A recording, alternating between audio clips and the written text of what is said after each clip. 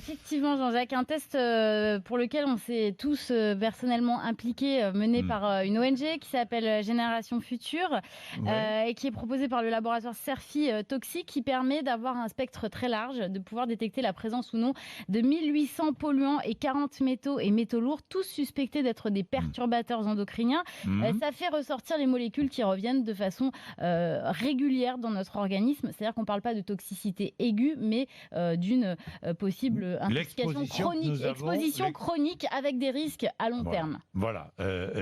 Vos cheveux, ceux de la fille d'Anne, notre rédactrice en chef, exactement, qui est âgée de 10 ans. Et effectivement, en fait, ce que montrent ces résultats... d'une quarantaine d'enfants. Et une quarantaine d'enfants, voilà, de toute la France, de toutes les régions, qui vivent en ville ou à la campagne.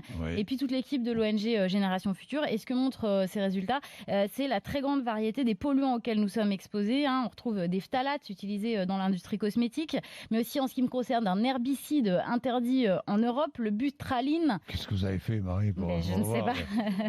de cet herbicide dans vos cheveux?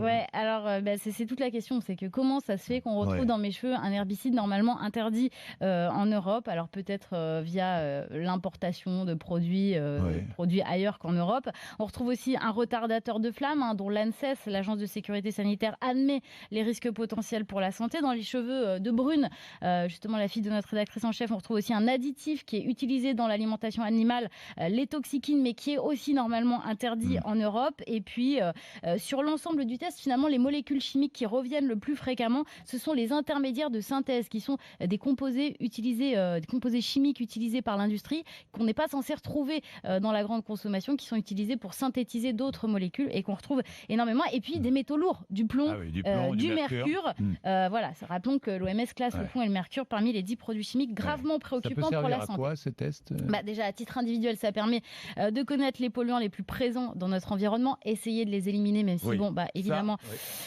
On voit bien que c'est très compliqué, même quand on fait très attention, comme moi, on retrouve beaucoup de polluants. Et puis, pour Génération Future, pour une ONG comme Génération Future, ça permet d'alerter sur la présence de pesticides interdits, sur la présence de ces intermédiaires de synthèse, de ces métaux lourds, d'autant plus que ces résultats vont dans le sens des études scientifiques, notamment des études de l'INSERM, la cohorte Helix, menée sur 529 garçons et leurs mères, qui montrent qu'une partie des maladies chroniques et des troubles du neurodéveloppement chez l'enfant est due à des facteurs environnementaux. Puis on nous ment. Le CETA. On nous disait que le CETA allait nous protéger, qu'on n'allait pas importer de produits venus du Canada.